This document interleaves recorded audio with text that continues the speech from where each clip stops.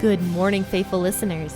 You have tuned in to the P40 Ministries podcast, the one place where you can get a daily explanatory Bible reading to start your day strong. This is your host, Jen, bringing you a brand new episode out of Genesis.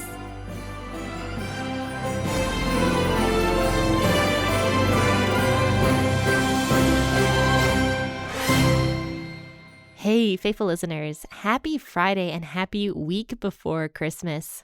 Isn't it crazy that we are just a week away from Christmas? I love that. I really like Christmas. It's one of my favorite holidays, as probably is for most people. I feel like either people like Christmas or they hate it. There's no in between about Christmas. So tell me all the crazy things that you are doing for Christmas this week. Go on my Facebook page and send me a message. I'd love to get to know you guys a little bit more and learn about my followers, and you can message me on my Facebook page at www.facebook.com/P40ministries.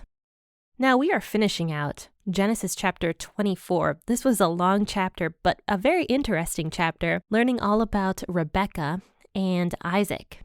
So you remember from Wednesday's episode that Eliezer, actually, I'm pretty sure that his name was Eliezer, now that I'm looking at it and thinking about it not in English phonetics, but Eliezer, well, I'll just start calling him that now. Eliezer goes and finds Rebekah. And then when her family says that she is allowed to go back with Eliezer and marry Isaac, he worships God in front of them. So I'm going to start on verse 52 and read to the end of the chapter.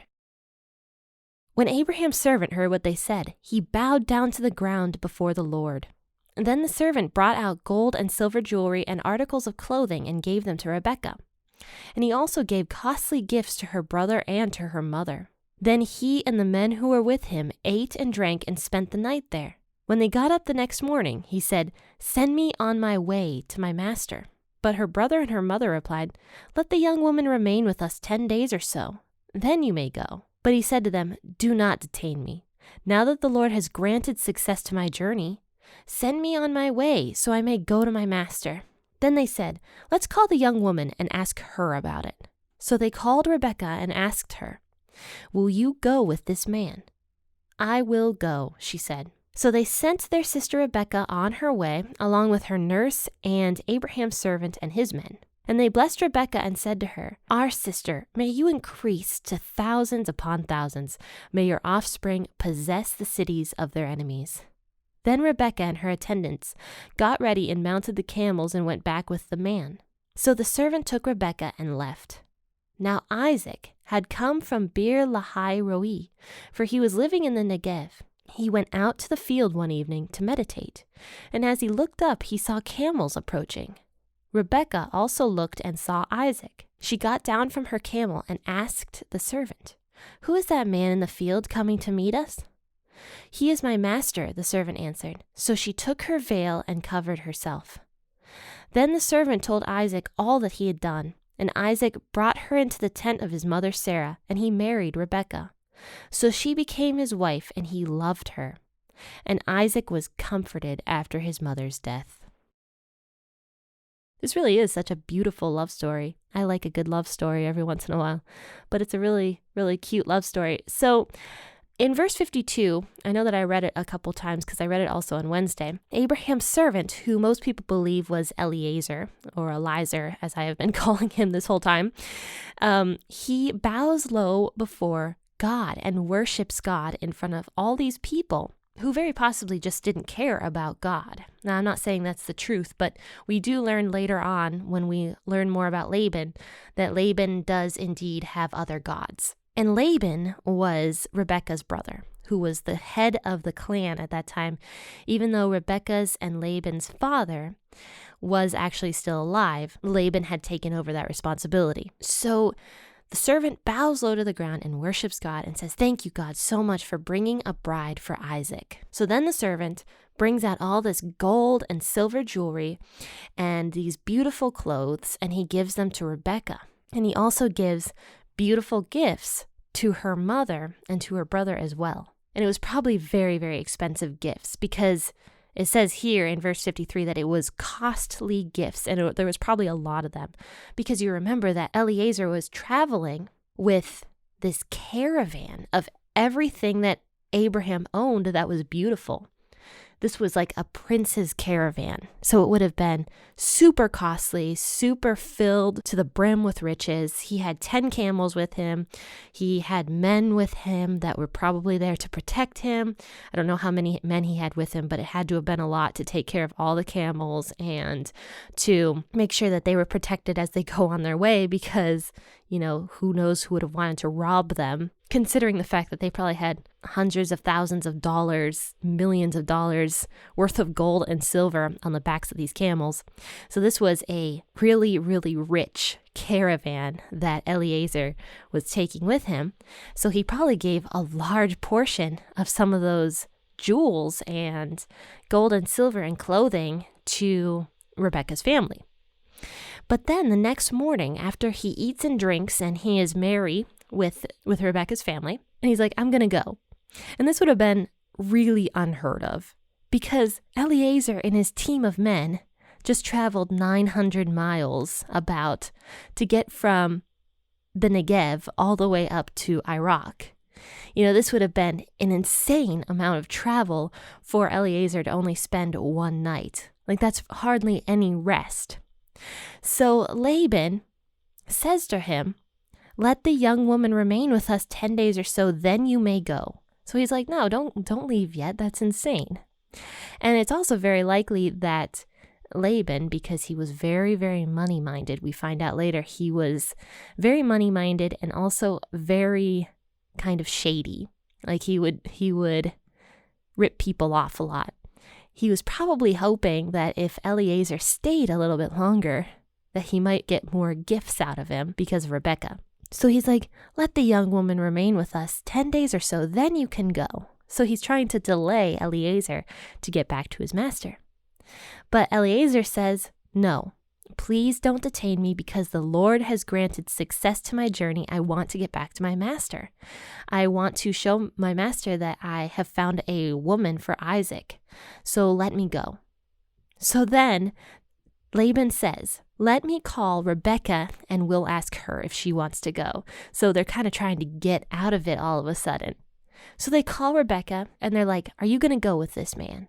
She says, yeah, I'll go. And this was probably really uncustomary as well. And honestly, I wouldn't be surprised if Laban was shocked to hear that from his sister and didn't expect her to want to go immediately. So when she says that, they kind of have to stick with their word. So they send Rebekah on her way, along with Rebekah's nurse. So probably the woman who had nursed Rebekah and taken care of her probably her whole life, like her nanny or her personal servant. They send her away. But before they do, they bless her and they said, our sister, may you increase to thousands upon thousands. So they're blessing her and saying, may you have thousands and thousands of children, tons of descendants, and may your offspring possess the cities of their enemies.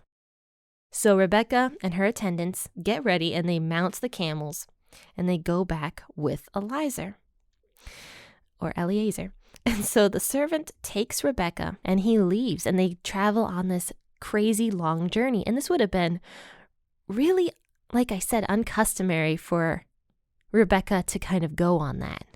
She didn't exactly know everything that she was getting into, but I think she knew that Eliezer was a good man because of how loyal he was to his master and how worshipful he was to God through all of this. So I think she knew that she wasn't necessarily getting into a terrible situation. She's probably on this camel, like learning more about Eliezer and Abraham and Isaac. She's probably learning as much as she possibly can before she meets Isaac for the first time. So finally, they get to the Negev, and this was probably months later. Traveling by camel takes a really long time, and they're traveling over all this desert land. So this was a really, really long journey. But Isaac is in the field, it says, and he is meditating. And this might have been in sorrow from his mother because she had died, Sarah had died. Or it could have been he was praying or something along those lines. But he was meditating in the field. And he looks up and he sees his father's camels coming back. And he was probably really excited, so he goes out to meet them. And Rebekah sees Isaac coming through the fields to meet them. And he was probably a good distance away, but she sees the man coming and meeting them. So she gets down from her camel and she asks Eliezer, "Who is this man that's coming to meet us?" And she was probably excited. She might have already thought that this might be Isaac. He says, "This is my master, Isaac." So she ends up taking her veil and she covers herself. And this was a sign of modesty, especially for women at that time culturally. She would have wanted to present herself modestly because she was a virgin, firstly. And secondly, she was an upstanding woman. We already know from her that she was a hard worker. She was faithful. She was willing to go with Eliezer. She was willing to trust God to get her there safely. We already know many things about her, that she was a good woman. And so she covers herself with her veil. Isaac talks to Eliezer, and the servant Eliezer tells everything that he had done. And he talks about everything that had happened with Rebekah and Rebekah's family, and that Rebekah was now his wife. So Isaac brings her into the tent of his mother Sarah, and he marries Rebekah. And I don't know what kind of ceremony this was, if there even was a ceremony. He could have just laid with her, because that was also acceptable at the time for marrying a woman, was just to lay with them. But he marries Rebekah in his mother's tent. At first, when I read that, I kind of thought that was really gross. And I'm like, why did he go into his mother's tent? Well, it kind of makes sense, because Sarah was now dead. So her tent and her area would have been open for Rebekah to take, and that was probably Rebekah's new place to live, was Sarah's tent. And I'm sure that Sarah's tent was really beautiful, really gorgeously decorated, and had everything that she could have needed. It was already ready for her to go. And men and women back then used to live in separate tents, and these tents were almost like houses. They would have everything in there that they could possibly need. He takes Rebekah into his mother's tent, and she becomes his wife. And I love what verse 67 says. It says, "And Isaac loved her, and he was comforted after his mother's death." So this was likely 3 years after Sarah had died, and Isaac was still not comforted, because he had really loved his mother. But when Rebekah comes to him, he loves her so much, and he is so thrilled with her presence and the fact that he now has a beautiful wife that's all his. He loves her, it says, and she comforted him after his mother's death. And what a beautiful story. I just have the little butterflies in my stomach right now. It's just so cute. So that is Genesis chapter 24, the entire thing about Isaac meeting Rebekah for the first time and how much he loved her. So join me on Monday, and we will be talking about Genesis chapter 25. And there's something kind of interesting in Genesis chapter 25 that a lot of people don't know. So we'll talk about that a little bit. Now, if you liked this podcast episode and you want everyone to know about it and to get the word out there, definitely rate it 5 stars from whatever listening platform you are on. That will help other people on those listening platforms to find my podcast. So that would be a big help to spread the word about the podcast. I hope you guys liked the intro and the ending to my podcast. I will be playing the Christmas music, intro and ending, until Christmas time. So I hope you enjoy that, just to switch things up a little bit. But thank you guys so much for tuning in this morning. Everybody have a wonderful rest of your day. Happy listening, and God bless. Bye, everybody.